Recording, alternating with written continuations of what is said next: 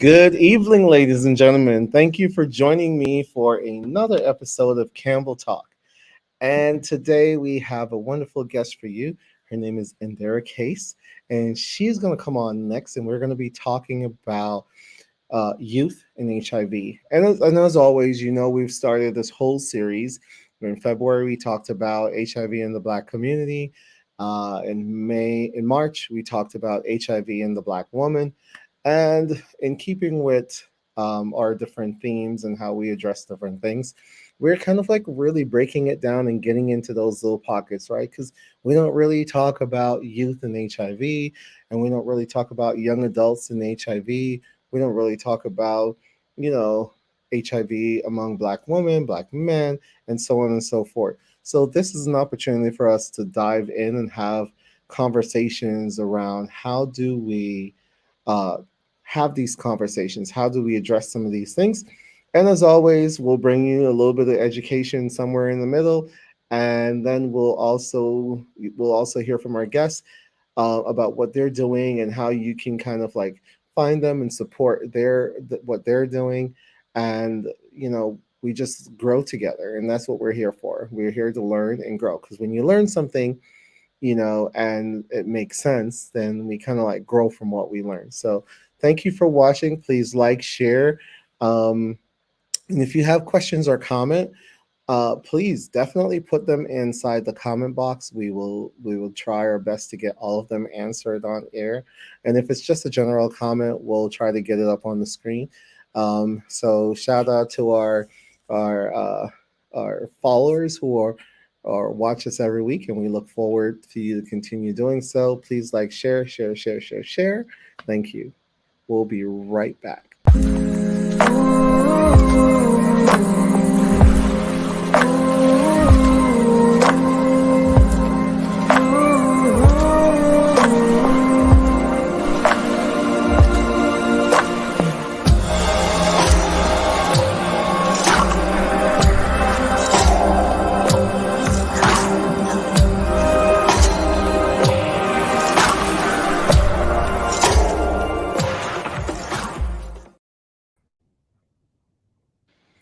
Welcome, welcome, welcome. Thank you. Thanks for having me, Richardo. It's great to be here with you tonight. Thank you for joining us. I really appreciate you being here. One of our part of our platform is that we want, it's us talking to us, right? And we want to make sure that we are bringing resources that people who look like us can take and process and understand the importance of what we're talking about, and provide them with resources that they can access to make their lives better. So really appreciate you being here. You're welcome, and it's my pleasure to have the opportunity. And I also want to extend a thank you and appreciation to you as well for opening up this space and having this space for us to come and talk about crucial issues in our community, things that we can do as individuals, but also collectively to address these issues. So I just extend an sincere appreciation to you as well. Thank you. All right, so let's just jump in. Tell us a little bit about yourself. So, my name is Indira Case, and I'm a native of Hershey, Pennsylvania, also known as the sweetest place on earth, home of the Hershey Chocolate Bar. And I went to school and did my undergraduate and degree at Hampton University. Then went to my master's and got my master's degree at Sarah Lawrence College in New York. After that, I moved to South Florida, where I began working in the HIV and Ryan White space and public health, and learned a tremendous amount of information and was able to experience so many things, and met some amazing people, you being one of them. And so I now, though, work in corporate social responsibility for the Hershey Company. And um, I focus on investments in youth, education, nutrition, and basic needs in the areas where Hershey does business. So that's my full-time job now, and I love it. I enjoy it so much. Also, I volunteer with organizations, nonprofit organizations around capacity building, fundraising, grant writing, things like that, and helping them to develop programs to improve or not improve, but expand their mission and be able to improve their reach or expand their reach in the community. So that's a little bit about me. I am a passionate person for people and for helping to address needs in the community, specifically around health, and sexual health and prevention is very near and dear to my heart, and something that I've been involved with for many years, although I'm not as involved as I was before. But really happy to have the opportunity to come here and talk about some things related to sexual health and prevention in HIV and STDs. Awesome. Awesome. Awesome. Awesome. All right. So our first question is, what do you think it will take for us to end the HIV epidemic? So I think it is a multi-tier. There's it will need to be addressed in a multi-tier way, right? It's multifaceted. It's not only just related to prevention and education, but it's also around policies, ensuring that people have access to testing, to ensure that people have access to education. It also comes down to individuals, right? Us making decisions and having healthy behaviors and addressing our traumas and addressing our challenges, and being able to have conversations about these very sensitive subjects, not only within ourselves, with our partners, but also with our families. It's also going to take a lot of stigma reduction and people having conversations and people being accepting and understanding of someone who may not be like them. It also is going to take doctors and educators being intentional about the conversations that they're having with their patients, and that they're being trained in culturally competent care in terms of how to properly care and provide equitable care to a transgender person the same way that they would provide quality of care to a woman, a heterosexual woman, or a heterosexual man. So it's across the board. There are things along the way in the systems, the education system, the healthcare system, and then within communities that strategic change needs to take place in order to end the HIV epidemic, or and even before that, reduce the disparities among different populations of people who are greatly impacted by HIV. Wow. I mean, that is definitely a lot to unpack, of course, because there are so many layers to this. And it's, I know people might think, well, if everybody, who have HIV would like not have sex or whatever, then there wouldn't be any more HIV, right? Right. And so we know that HIV is transmitted in different ways, from mother to child, Hmm. sharing pills through unprotected sexual contact.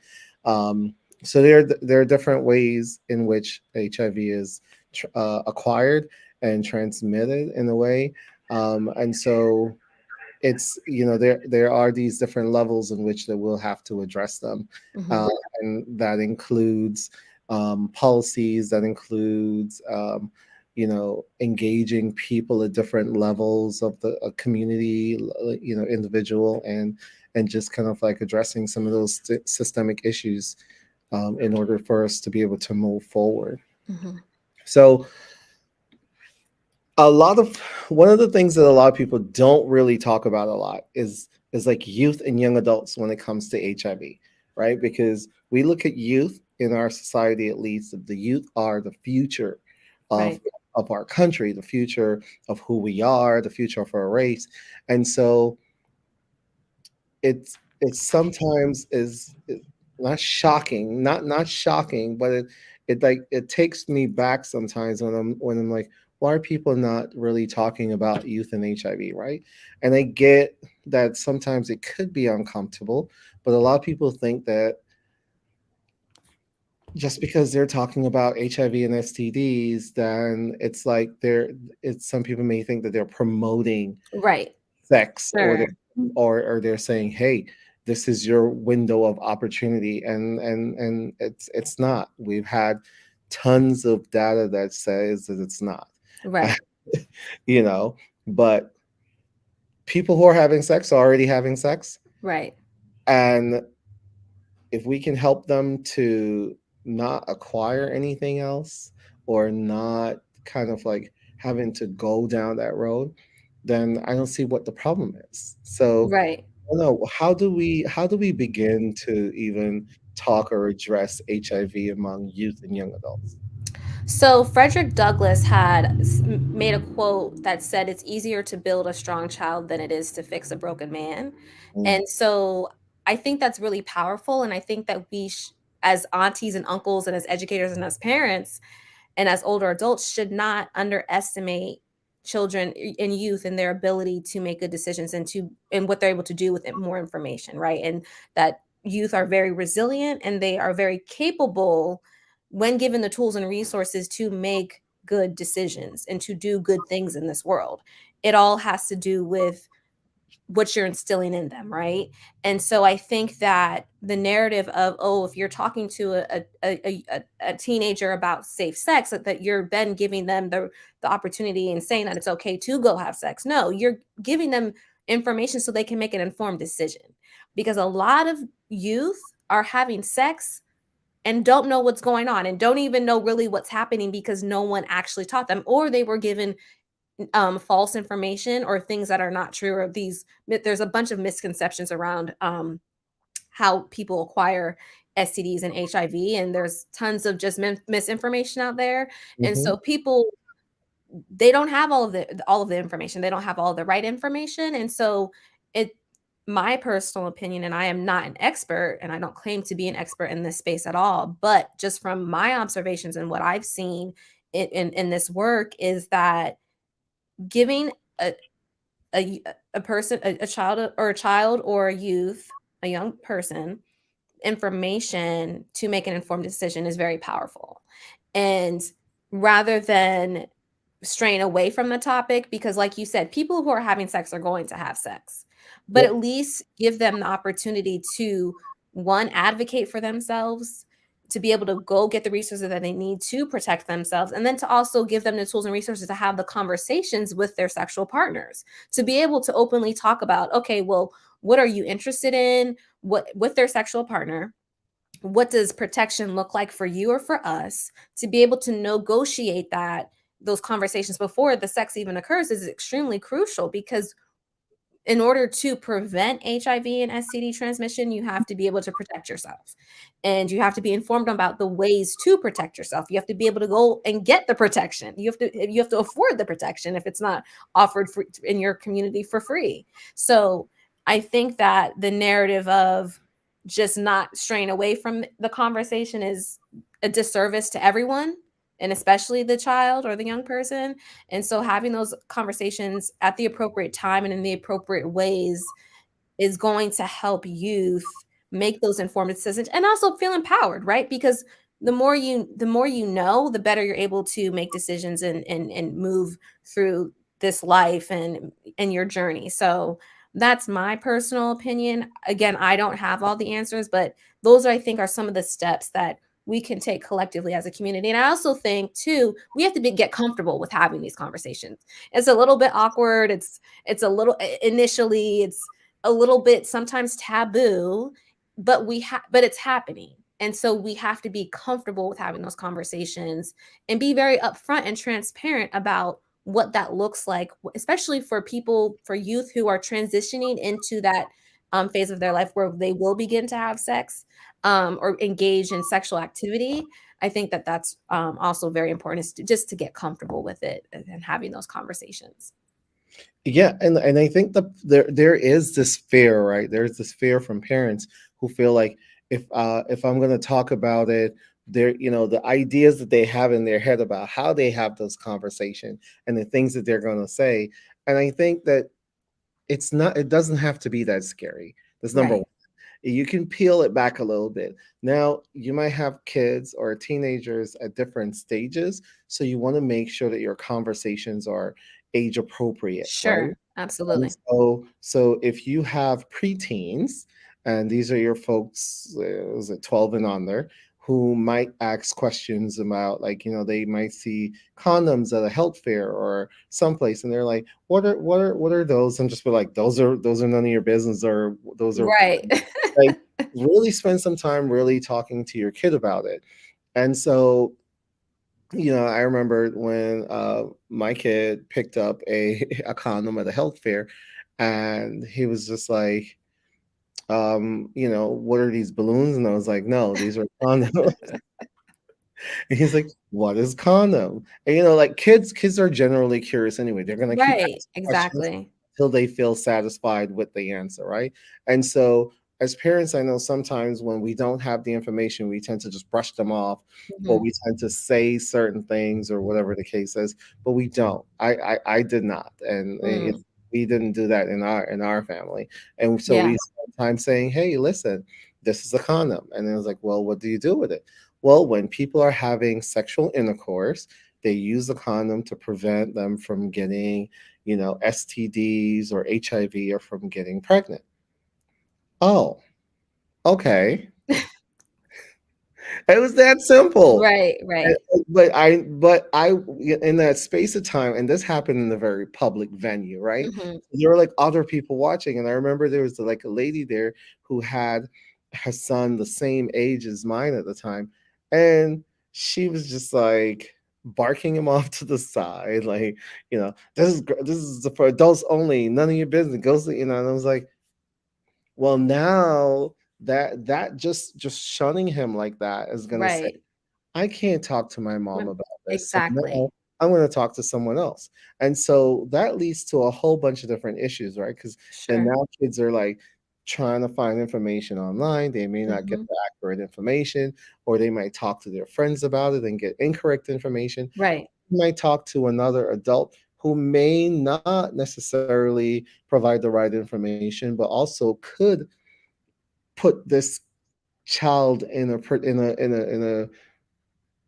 predatorial predicament. So, right, sure, so all those things have to be we have to be mindful about those things. And right, when a kid asks those questions, you don't have to go above and beyond and go in very great detail. right, It's right. really thinking about it and say, what's the basic answer that I can give Mhm, that mhm, says what it is without making them feel like I'm just brushing them off or right, whatever. right. Also keeping that safe space, right? So one of the things that we do at home is that we want to make sure that we are our kids' first choice for information, Mhm, or for we want to be the first resource, the first choice. If anything happens, we want to be the first person that they run to and talk to. And so what we have done is that we've created a safe space for conversations around sex. So our son, who's now about to be 15, um, knows that he can come and have these conversations with us without feeling as if we're going to hide or dodge from the conversations, without feeling like we're not going to be forthcoming with information. And also it helps to build the trust between us, because now when he actually becomes sexually active, all of the fallout behind that, right? Because what we tell them is that sex it's not just the physical, right?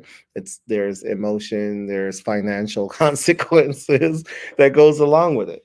So we want to make sure that he has all the right information, um, so he can make healthier choices and healthier decisions. But we know that parents are afraid of that.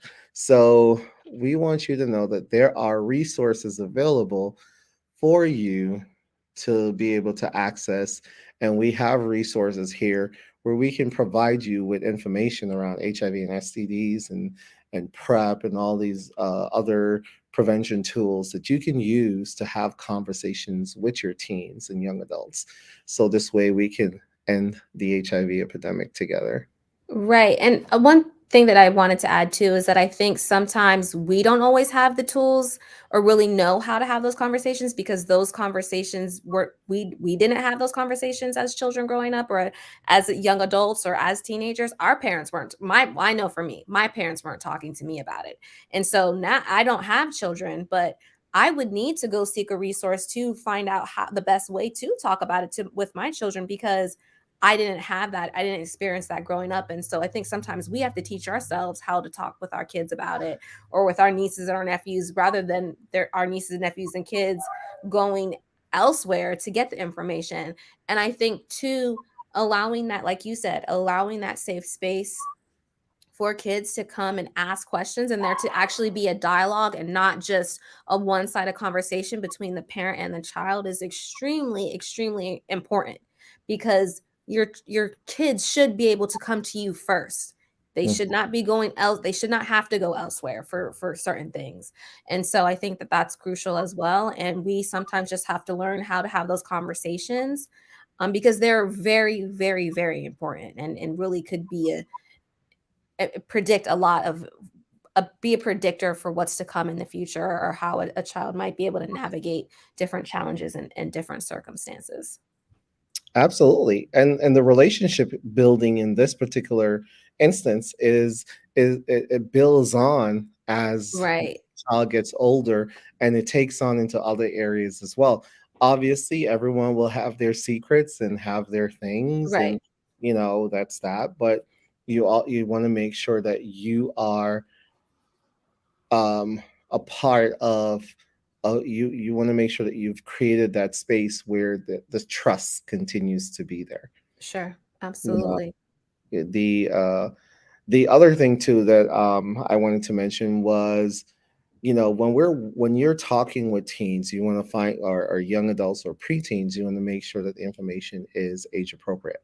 So parents should always try to start with talking to their kids about their bodies, right? The Hmm. more you help your kids to learn about their body, and to understand how their body works, then the better off they will be as they grow into that body, right? Right. And also, when a kid really learns how to love their bodies, they're less likely to let people violate them.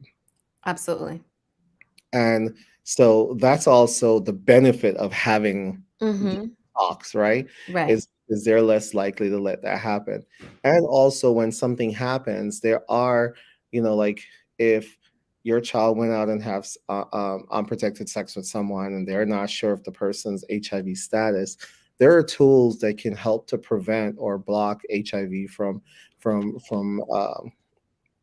grabbing hold Right. of your body, like Right. and prep. And Right.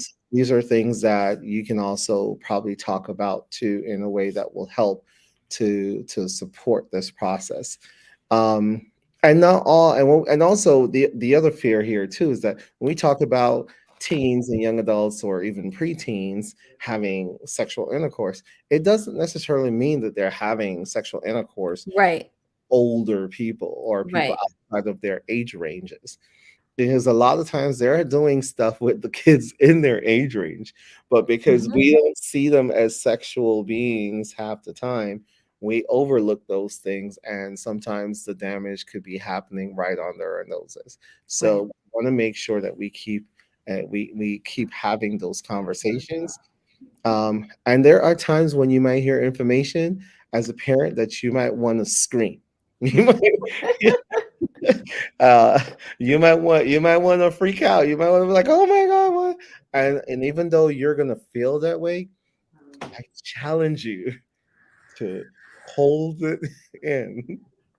Right. And if you need to take a break and just walk away for a second and just like gather yourself and come back, because what you don't want to do is start yelling and screaming and carrying on, and then your child then locks up and shut down. Right. They shut down. Yeah. And, and then that doesn't help or continue Right. trust, right? Right. Because we all can remember at some point in our life when a parent or somebody or family member or trusted person that we had, Right. we Right. start telling them something and they say something and we're like, all right, I'm not telling that person anything no more." Right. Right. Right. Right. So the same is true for teens, preteens, young adults, youth. Mhm. So absolutely.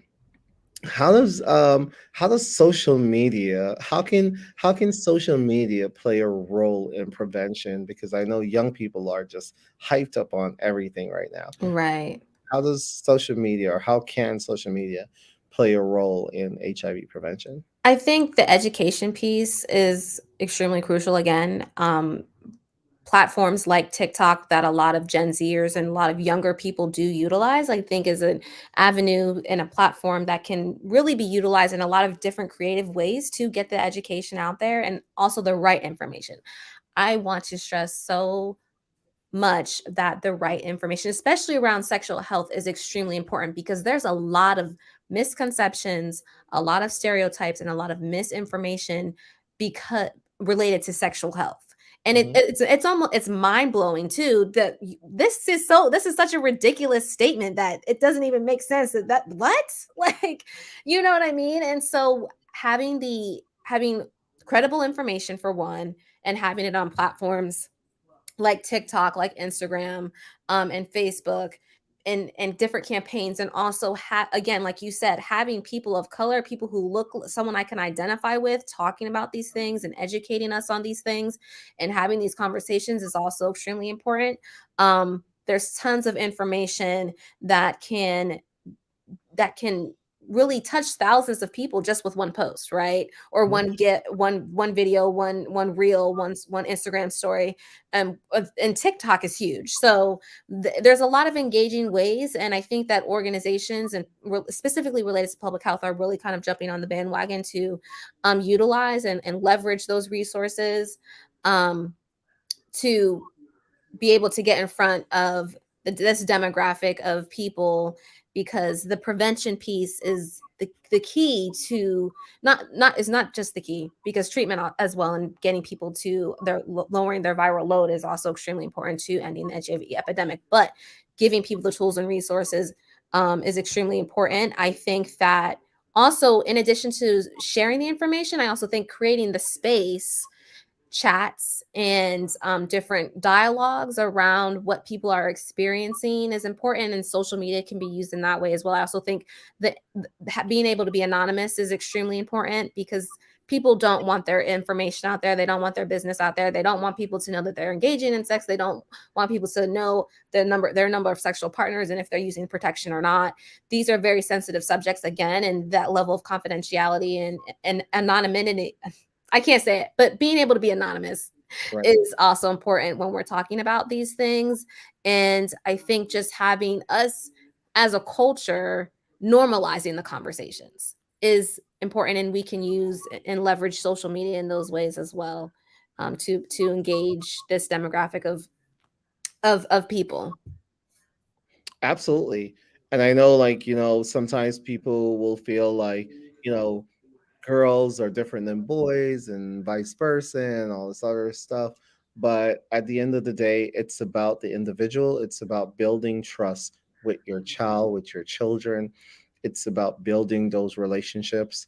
And, we started talking to we didn't have the chance to say, oh, when are we going to, plan around how we initiate, uh, Hmm. conversations with our kid, the first one. Hmm. Like, he just kind of like just ripped the band-aid off, and even from that whole like conversation with the condom, so his eyes was just like watching the condom, right? And you could tell he's still curious about it. And I said, oh, so I guess you want to see kind of like what it looks like. And I said, Hmm. sure, open one and see what it looks like. And he opened it and looked at it, and he was like, oh, okay. So Right. it's kind of like, so a lot of people in life that you'll meet, it's like when you tell them no or you keep something a mystery, they'll always run towards it anyway. Right? Hmm. Hmm. Don't touch the stove, don't touch the stove. And then they're like, well, why can't I touch the stove? Right? Right. And it's that, and so so it's kind of like they have to understand, like, there's a reason behind not touching the stove, and what is that reason? So it's more of a Right. conversation, and not just like don't touch the stove, because no Right. one knows as to why I can't touch the stove. Right, exactly. You know, Exactly. And I think too, just piggybacking off of that, a lot of times some parents are having conversations with their children and just saying, "Don't have sex." right? And they're just saying, "Don't do it." But they're not actually even explaining what sex is. I will be honest, my parents never sat me down and told me what sex actually is. Like, I had to learn myself through, but I was getting information through a program that I was in, for mentoring youth as a young person, and so I was able to get the accurate information. But it's not just say no, don't do it. It's like you said, you're saying don't touch the stove, but then they're going to be like, well, why not? And then they might actually so again, it's the information sharing and it's being able to have the conversations, is super important and crucial.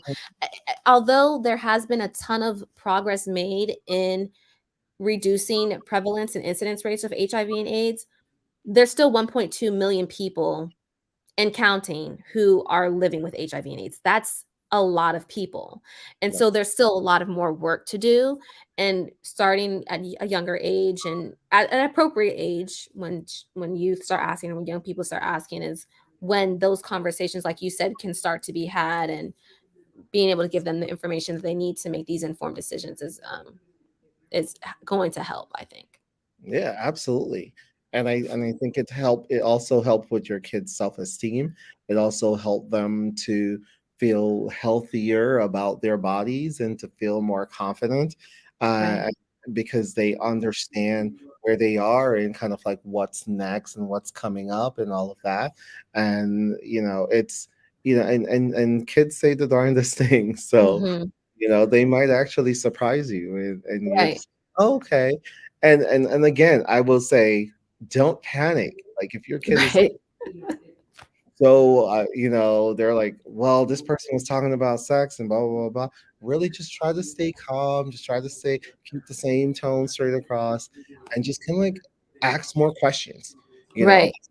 That's the trust building. Right, and also, and with that too, sorry, I didn't mean to cut you off. I think there's a little bit of a lag, but, that helps them build critical thinking skills and Mhm. decision-making skills as well, and being for a young person to be posed with an opportunity or be given information and then have the opportunity to make a decision, and with that information, that helps build that skill, because that's not necessarily just something that you're born with. You have to learn how to do that over time, and especially at that age when their brain is really developing and processing and moving forward as they're getting older. It's good for them to have be able to practice that, and really sharpen that skill and develop that skill. Absolutely. We're gonna take a well, it's not even a break, but we're going to pause right here, right now. And we're just going to kind of like provide you with an educational moment, because I know you hear us talking about prevention methods and prevention tools and all of that. So, just to keep you up to date, first of all, if you need to get tested for HIV, please give us a call. The information is on the screen. Um, you can also check out our website at campbellhealth.org. um, we have tons of information there that you can access, and different ways in which you can reach out to us. But HIV stands for Human Immunodeficiency Virus. AIDS stands for Acquired Immunodeficiency Syndrome. And what happens is HIV is transmitted through or acquired through unprotected sexual contact, whether vaginal, anal, or oral, from sharing needles, or from mother to child during childbirth, or post childbirth from what's it called, breast milk, from breastfeeding. Um, you cannot get HIV from drinking out the same water bottle, eating eating off the same plate, using the same utensils, hugging someone, from sweat, from tears, from sleeping in the same bed with the person, whether you're being intimate or not, using the same shower, the same toilet. I mean, the list goes on and on. You cannot get HIV in that way. And the only way to know if you have HIV, to really, really know if you have HIV, is to get an HIV test. You can know your HIV status in as little as 60 seconds or as much as 20 minutes. And there are quite a few places all across the nation that you can find HIV testing sites that's closest to you by just even putting in your zip code. Um, if you would like to receive a free HIV test, please give us a call, 561-208-6595. If you go to our website, I believe you can schedule your test there as well. Um, if you have questions after the show, definitely reach out to us. The same number, you can reach out to us. And if you are a parent and you have teens and young adults, and you definitely would like to learn some more information or receive some more resources so you can have a conversation with your teens, or if you would like to sign them up for a sexual health education session where they can learn about HIV and STDs, um, you can use the same number on the screen and reach out to us, and we will get you scheduled so this way you can learn all that you need to know to protect yourself, to protect your loved ones, and to protect our community. Because this is how we're going to, well, this is one of the ways in which we'll end HIV, is by us collectively working together independently. So it's an independent act, but collectively, it works. Um, so thank you for that, for joining us tonight. If you were just now joining us, if you are watching us tonight, we're talking about youth, young adults, and HIV. And tonight we have with us Miss Indira Case, and she is on hailing from Pennsylvania, the sweetest place on earth. That's what I heard. I heard. She's joining us, and she's talking to us about engaging around HIV. Uh, so we've talked about youth engaging in sexual activities. A lot of times they're engaging with sexual activities with themselves. I've, I've done this for like over 20 years, but I've worked in areas where individuals have acquired HIV, and when we've gone through the process of finding out who it was and whatever, it was another little person like themselves. Mm. The problem with that is that sometimes, a 14-year-old might be having sexual intercourse with another 14-year-old, but that 14-year-old, one of the 14-year-olds may have been born with HIV, and their parents haven't discovered it for Puts them. it right, And so, right, and that puts all the other people that they're engaging in sexual activities with at risk.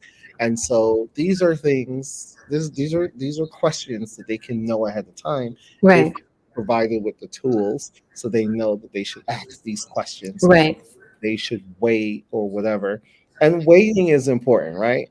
But when we talk about waiting in terms of like abstinence, which is a huge part of the conversation I'm having, Hmm. um, if you're having a sexual health conversation without abstinence, then you're doing it wrong. And if you have Right. abstinence conversation without a comprehensive sexual health, you're doing it wrong. Absolutely. So, Absolutely. and abstinence doesn't have to be conversation about. Um, it doesn't have to be conversation about, uh, you know, God or whoever your higher power is. Right. It doesn't have to be in relation to that or necessarily in relation to any particular religious belief.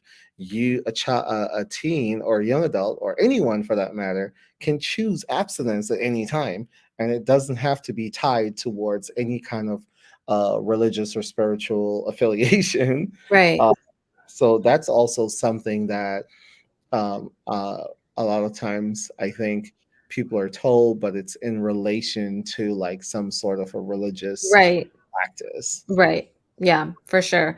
And the other thing too with that, so when I was in high school, I was a peer mentor. We would go out and talk with other students, youth our age about these issues, about healthy relations, about STDs and HIV and AIDS, and about sexual behavior. So I think also for us to see more programs like that, they're very impactful and very powerful. But having youth peer to peer connection, I think, is really important too, and not always just coming from older adults or from parents or from authority figures. I think seeing someone else who's my age and who's educated and knows about these topics, I think it is really important as well. And the purity narrative is strictly just talking about pushing the purity narrative. To me, I think is, like I mentioned before, doing a disservice, and is not helpful at all. Because like you said before, people who are having sex, and if they have that made up in their mind that that's what they're going to do, that's what they're going to do. But they need to be able to have the resources, one, to protect themselves, and then also the education to know, okay, how often do I need to go get tested? Where can I go get tested? And then to also know different things about sexual activity Mhm. too. And people will also say, because we're oral sex as well, is that's important. They may say I'm not sexually active because they're not having intercourse, but they're engaging in oral sex, which you will put a person at risk for getting an STD or acquiring an STD. So I think that's important as well, really breaking down the different types of sex that a person can have or that people can have, Mhm. and explaining what that means and what that looks like. Because sometimes it's just, oh, people just focus on intercourse Yeah. or anal sex, and so they're not talking about there's many ways to have sex actually. Right. So and youth need to be able to understand and be able to differentiate so that they can make those informed decisions. And a lot of times too that we see with young people and youth who have gotten tested, they're a lot of them come from like super religious homes or something Right. like that. And then they're like, oh, I can't have vaginal sex because it is, I have to stay pure, or I Right. have to, my parents will test to see if I'm still a virgin, yada, yada, Right. yada, the whole nine. But that doesn't stop them from having oral sex, and that doesn't stop them from having anal sex. And Right. then now then they're like, when their results come back and they've acquired HIV, then it's like, oh, but I've never had vaginal sex. Right. And so it's also understanding the risk, because the message or the education didn't match up with what the type of activities that they're doing, right? Right. Because Right. a lot of times when folks talk about condoms, it's in relation to pregnancy, right? And so when that happens, people go, oh, well, I can't get pregnant, so I can have anal sex. And then they have anal sex without a condom, and then what happened? Then they have STDs and all this other stuff. And even Right. and so we just want to make sure that folks understand that, condoms is nothing in life is 100% safe, but condoms is definitely one of the great tools we have, in addition to some biomedical preventative methods. Right. Right. Absolutely. So, um, yes, so I wanted to give you an opportunity to talk about what you got going on. So, to let folks know that if they would like to support you in any way, how they can find you. And Mhm.